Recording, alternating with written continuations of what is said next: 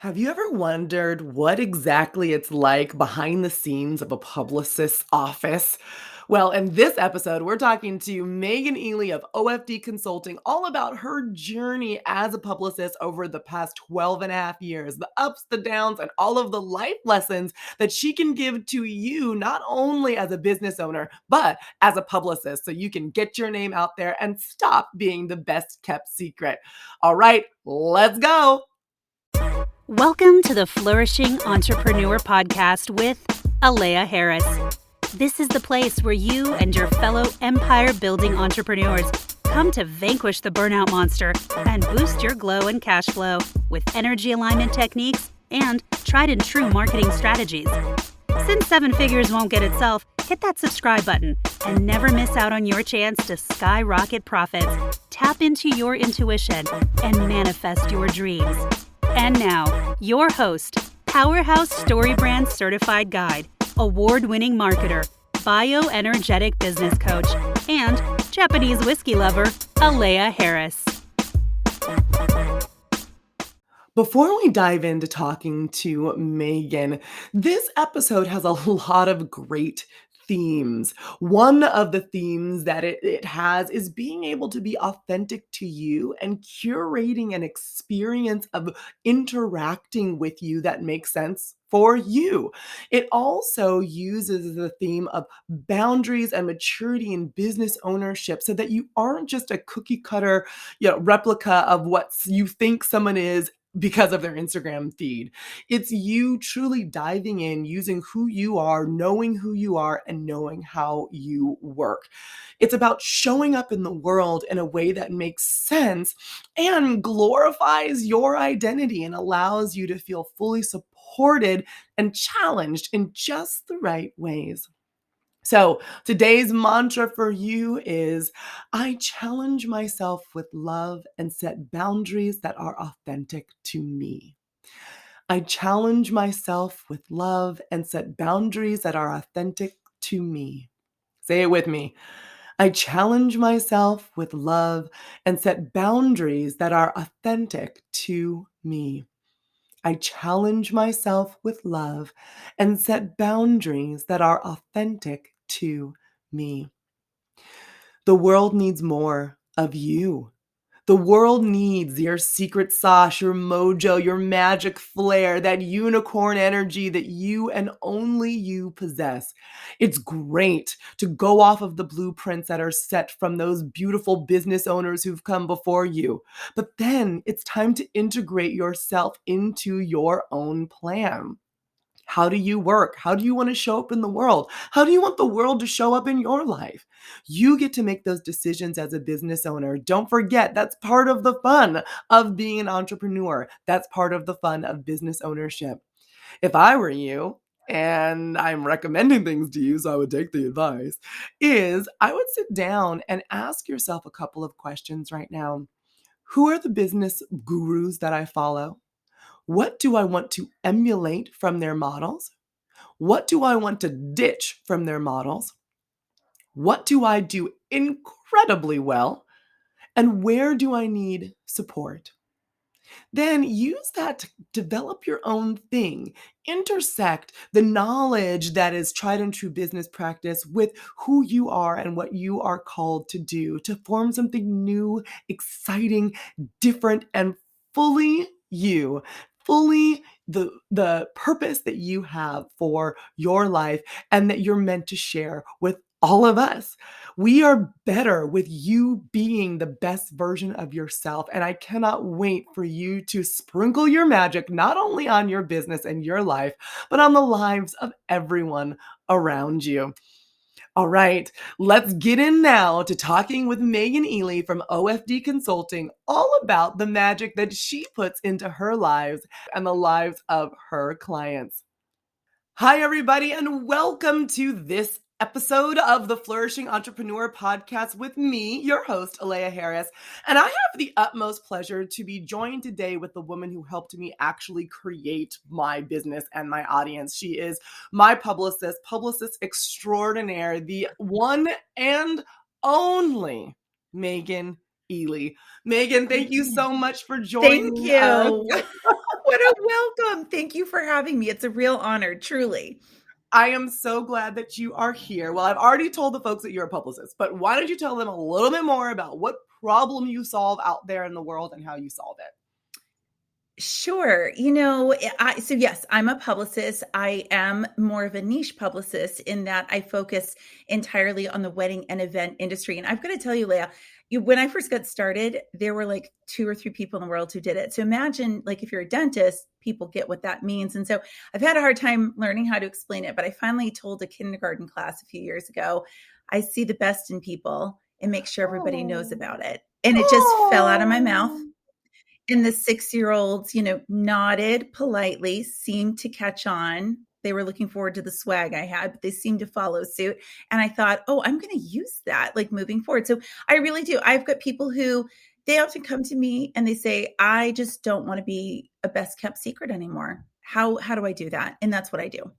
Wow. And you do it really well too. So thank you. When I met you, I accosted you at you did. It was brilliant. I love our story. This is what happened. I was at Catersaurus and I kept seeing the same people over and over again. They seemed like they were all part of a clique and a crew and they were like the cool kids. And I'm type A, Enneagram 3. I was like, how do I become part of the cool kids? I don't care if nobody knows me right now. They gonna know my name.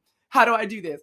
And then they all had this little wedding industry speakers emblem at the bottom of their stuff. And so then I asked around, who is this? How did you do this? And they're like, it's Meghan Ely. And I saw her walking down the hallways. And you said, do you remember what you said? You go, you are everywhere. We're at this conference and we had actually met a couple of months prior at NACE Evolve, but it was very quick, right? It was such a crazy time.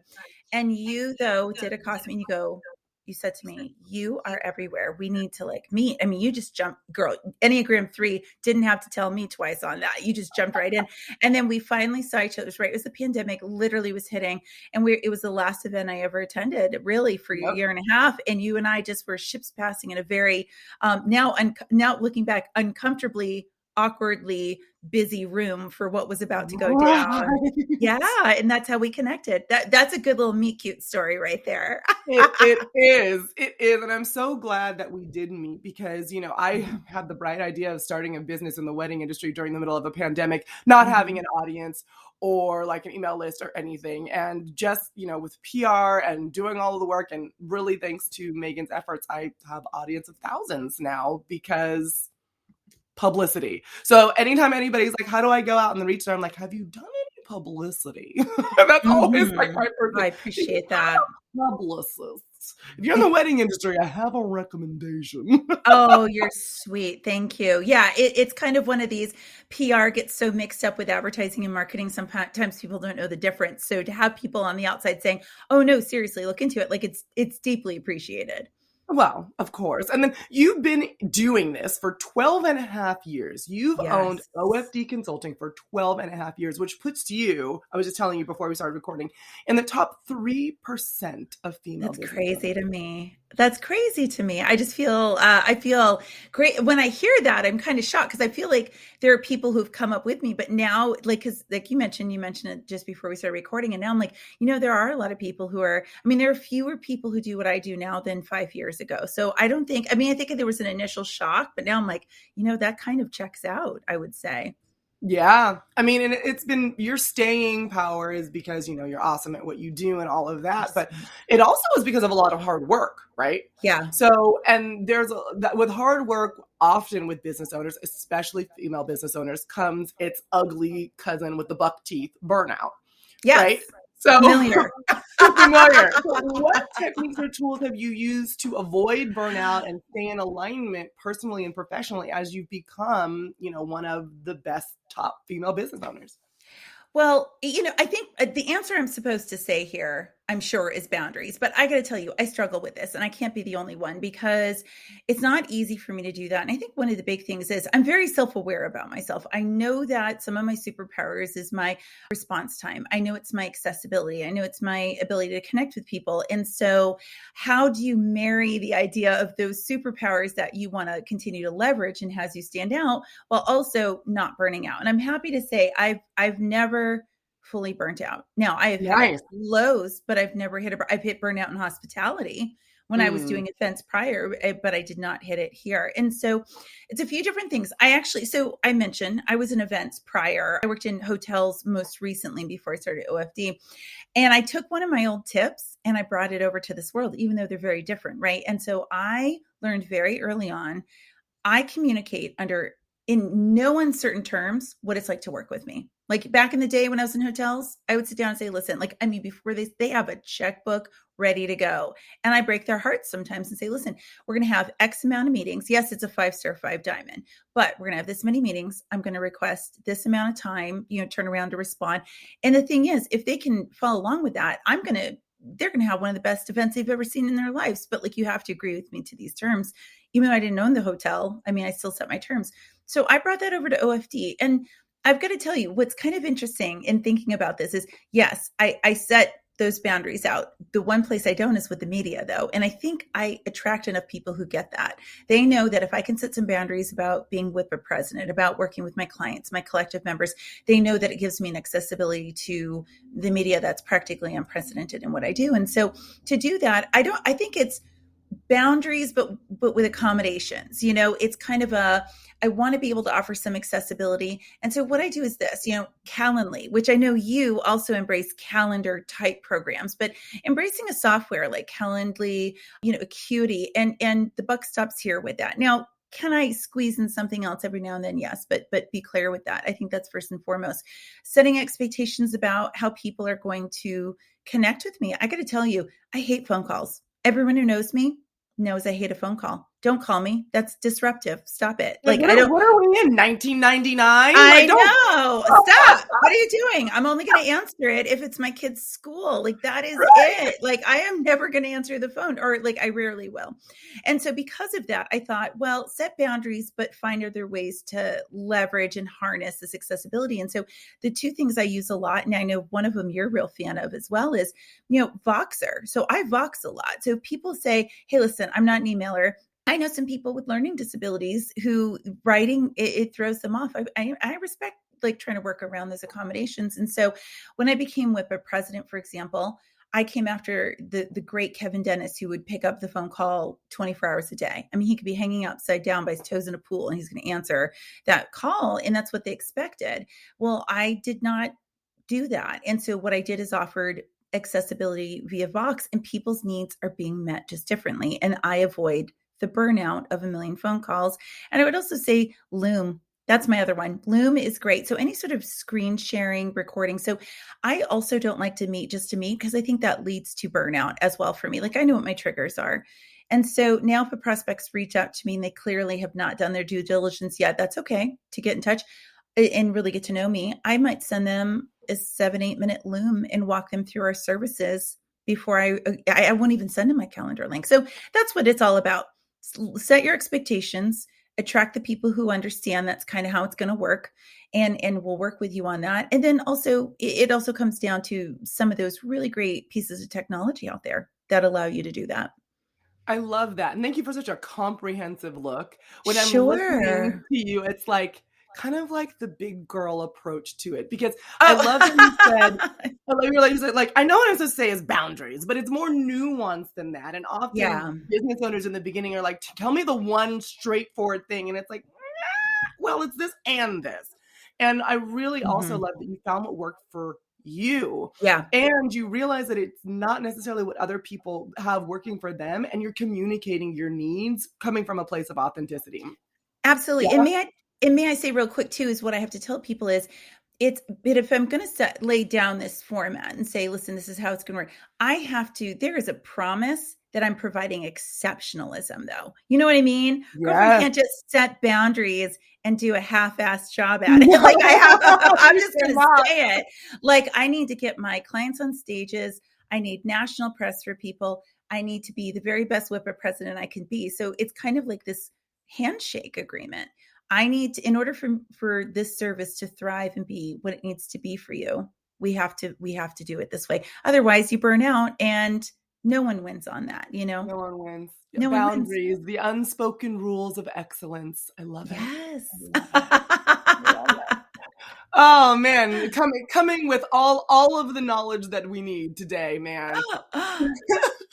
So you have your boundaries. We've already talked about, them being flexible to the way that you are, but then Uh-huh. you fall squarely in your area of expertise as a kick-ass publicist. So from your area of expertise, what are Mhm. 3 pro tips that will help our empire building listeners scale their businesses and actually enjoy their journey? No, absolutely. So let's talk about PR for a second. It provides all this wonderful social proof for people, the ability to have discerning customers, clients come to them and say, oh, other people are saying you're great. It still has that same power of testimonials as well. And so, I'd say my first pro tip is listen more than anything. Pay attention to the media. If you have interest in being published in the media, and that could be TV, podcast, which is a very meta thing with us being on a podcast, but online mentions, seek out the sources where your audience is going to be and commit to, and it could be just block scheduling 15 minutes a week, but to go ahead and sit down and really get to know these publications before you do anything else. A lot of people, there is this conference in our industry called Engage, and it's luxury, everyone wants to do it, and people always say, oh, I want Very to. fancy. Yeah, I've yeah, never yeah. been, but the It's great, Instagram and I've been, alone is yeah, like, yeah, woo! and I can't tell you how many people, just colleagues, will say, "Oh, I really want to speak there," but they've never gone, and I'm like, I've spoken there, but I also went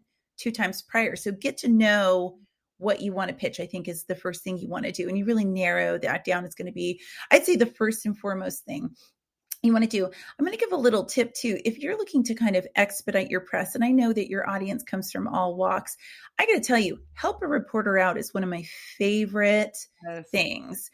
Help a reporter out is, you just go to helpareporter.com. It was founded by Peter Shankman many, many years ago. He's like a PR god to many of us. We all bow to the Peter Shankman, statue we should be erecting to him.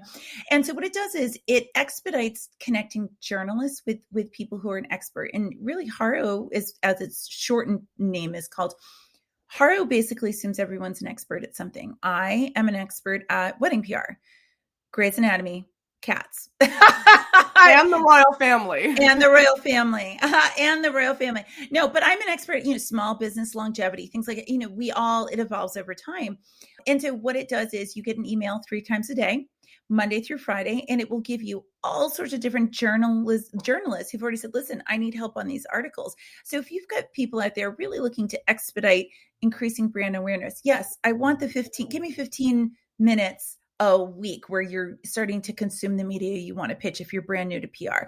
But then if you're looking to kind of level up pretty quickly, it's a free service. More people should be on it. I've been on it forever. I've gotten picked up by the New York Times, CBS News, all sorts of places. It starts somewhere. I would say the third one, can I go outside of my PR realm for a second for this Girl, third you can do one? whatever you want to. Okay, I feel a little strongly about this one. So I feel like Tell it. the minute you asked this, I thought, oh, I hope I can jump out of my lane for a second. But as a fellow entrepreneur, find someone, if it's not you, and it's typically not you, and that's the real you here, because I know it's not me. Find someone who can really understand numbers as soon as humanly Yes. possible and Oh, pay them. Can we talk about Michelle Loretta for a second? So let me say, please let's talk about Michelle so Loretta. when you're talking about scaling, when you're talking about empire building, you cannot be anecdotal about the success. You have to look at your numbers, period.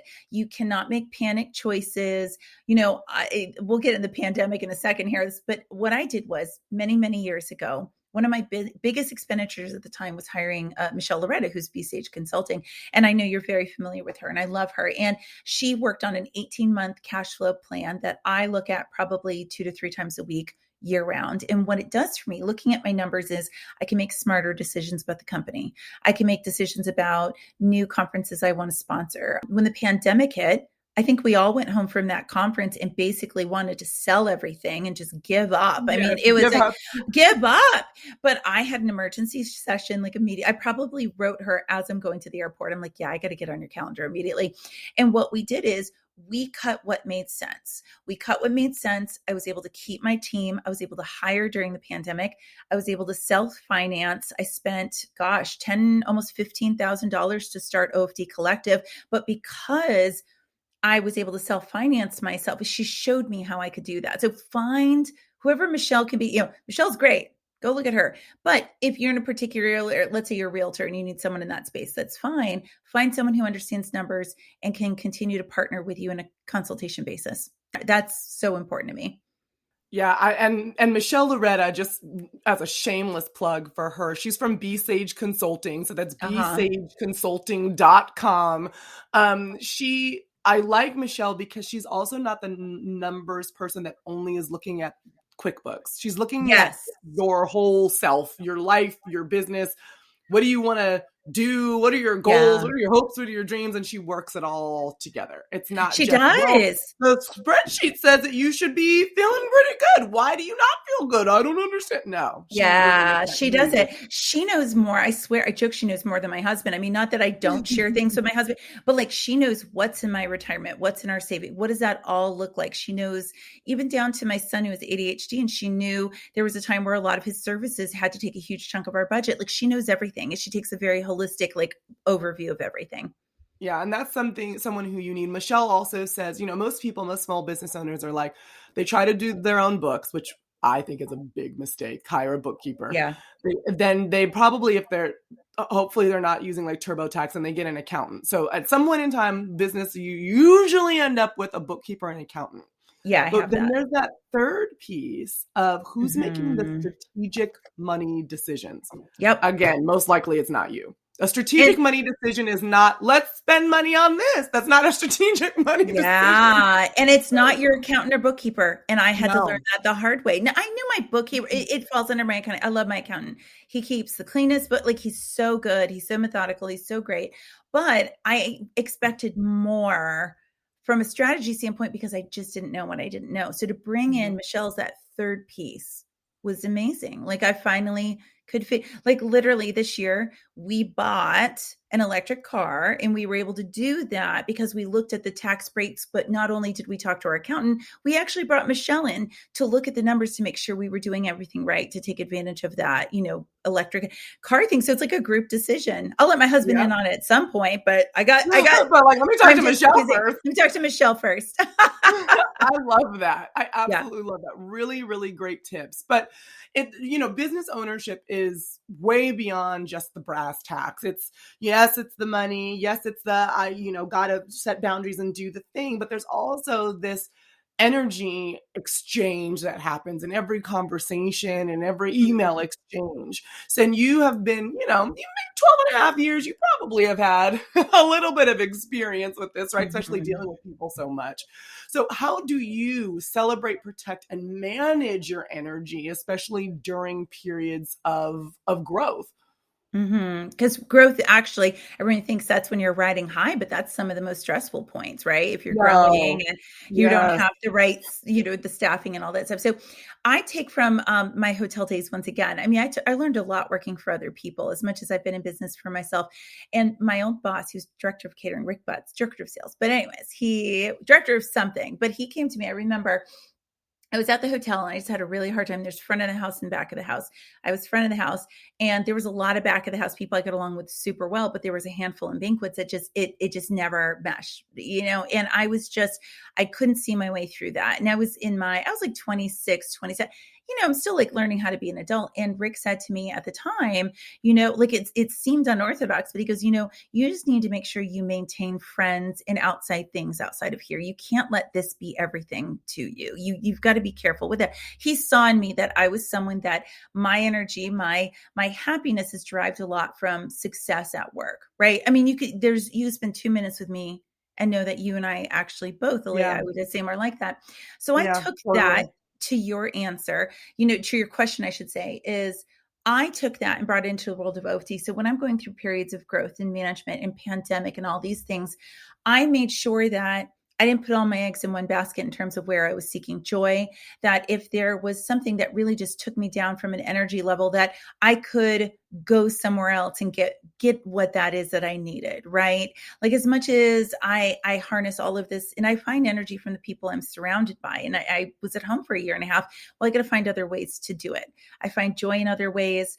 I just can't make this everything all the time to me. And so that's really how I've squared away with with that, to have a life outside of entrepreneurism, which I know sounds kind of crazy, right? Because it's what I think about 98% of the time. But so it takes a little bit more discipline to do it.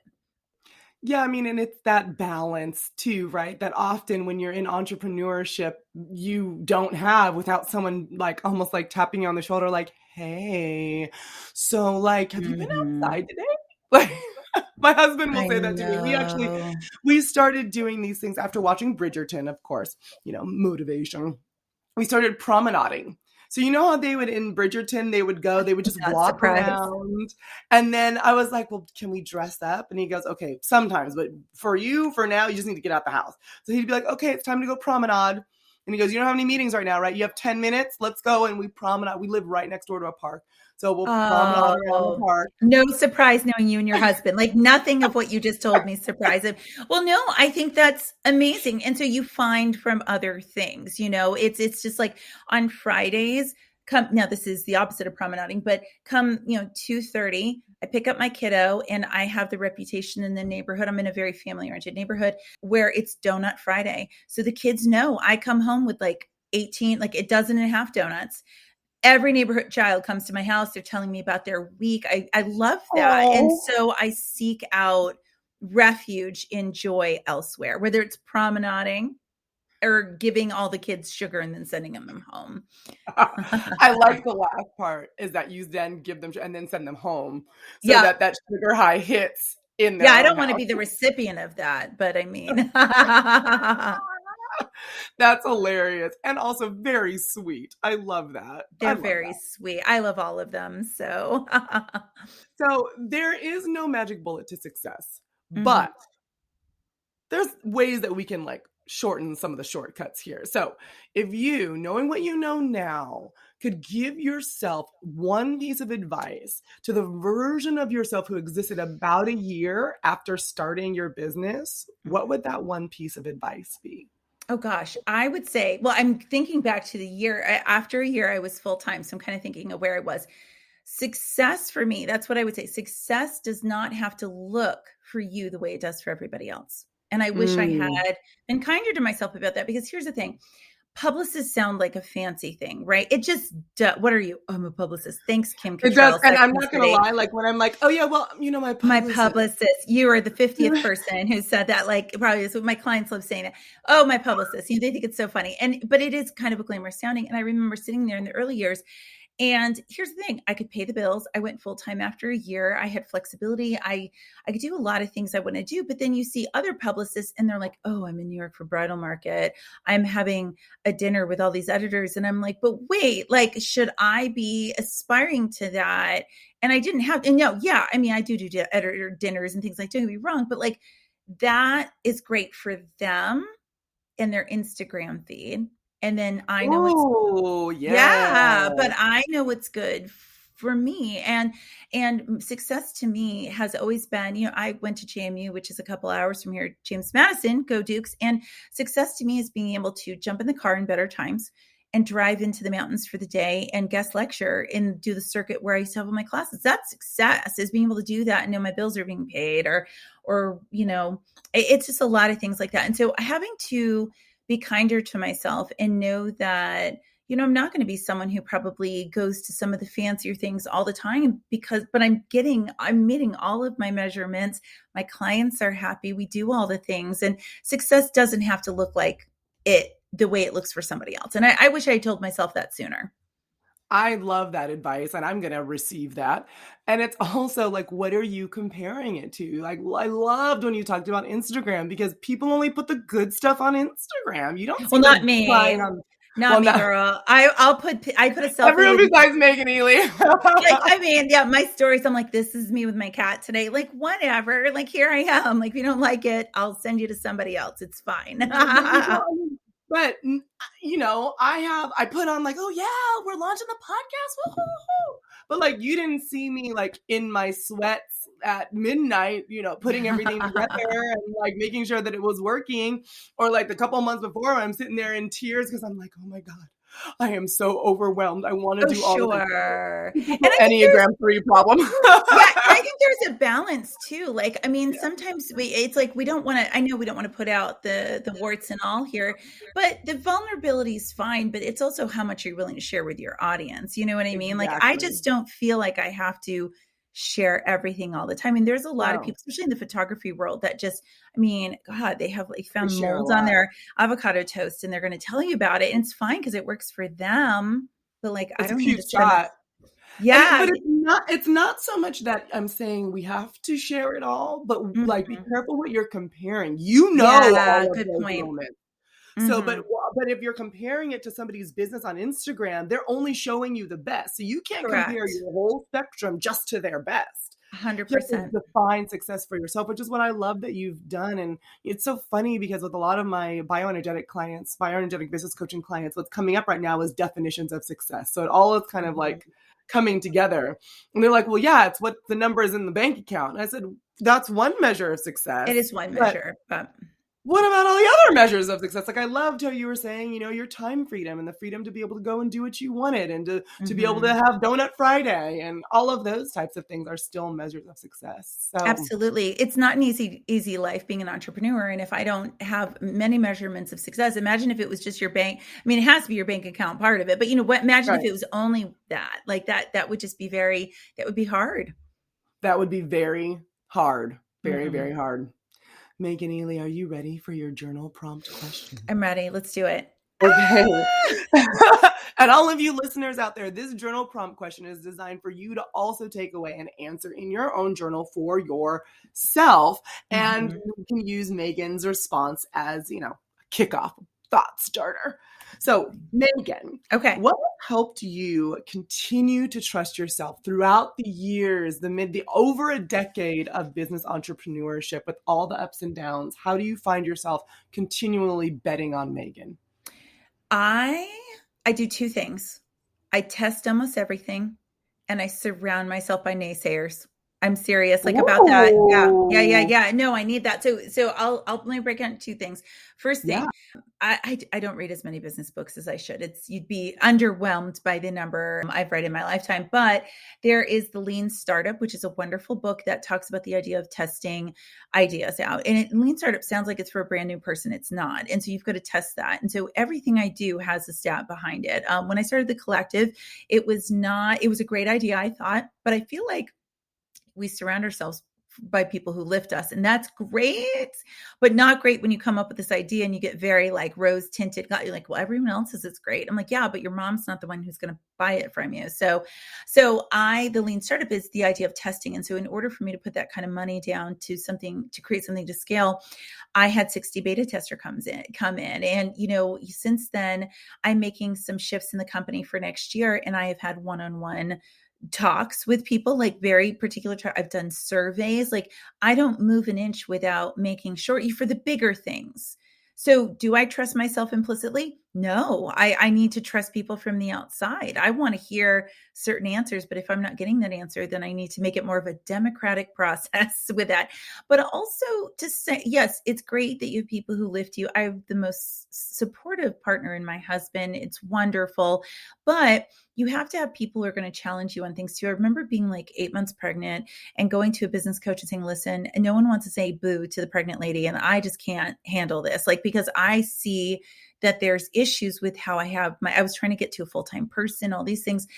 And no one will talk to me straight about this. And this is before Michelle, because Michelle's really good at challenging me when I need it now. But I remember Renee looked at me, my friend Renee Haynes, and she said, you're a house of cards. And I said, oh, thank God somebody said it. Somebody sees it from the outside.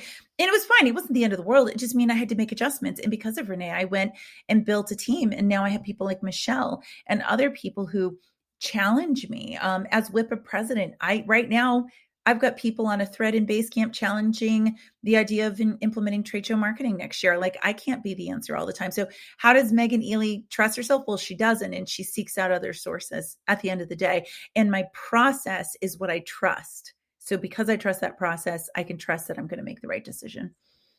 Wow.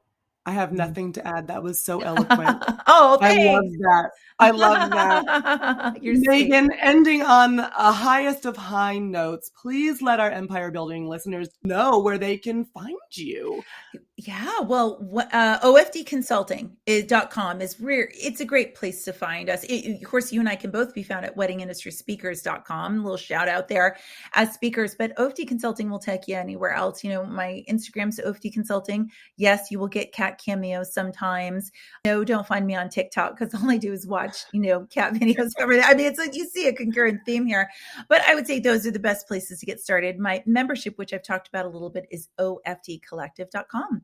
And on Thursdays at 9:00, you can find me over at Grey's Anatomy. I mean, those are kind of all my just to come full circle here. Full circle. I love it. Closing the story loop. Well, Megan, thank you so much for being a guest on The Flourishing Entrepreneur. You are amazing per usual. Thank you for your insight. And I'm just excited to know you, have you as my friend and my publicist. Your publicist. I know you say, you sound just like Kim Cattrall from Sex and the City. That's how she goes, just say, I'm in PR. Like, it's so funny to me. Exactly. She's our mascot. So I love it. I actually could totally take on that whole persona. I'd be good with that. Well, the promenading's a good start. So there we go. I'm already well on my way. Awesome. Well, this has been another wonderful episode of the Flourishing Entrepreneur Podcast with me, your host, Alea Harris, and the illustrious Meghan Ely. Have a wonderful rest of your day, and bye for now. We'll see you soon. Bye. This episode is brought to you by Strategy by Flourish Marketing. Most entrepreneurs are too close to their business to clearly communicate how they add value and stand out from the competition. Sometimes they even struggle to say what they do and offer. If you're confused, then your potential clients are confused, and confusion is a profit killer. That's why Flourish Marketing uses StoryBrand as the foundation for our products and services. The StoryBrand framework helps companies understand what their customers are looking for and how to position themselves to get those customers to pay attention. If you'd like help creating clear brand messaging for your marketing collateral, head to www.flourishmarketing.co/strategy and schedule a call today. You have only confusion to lose and money to gain. Visit www.flourishmarketing.co/strategy to get started.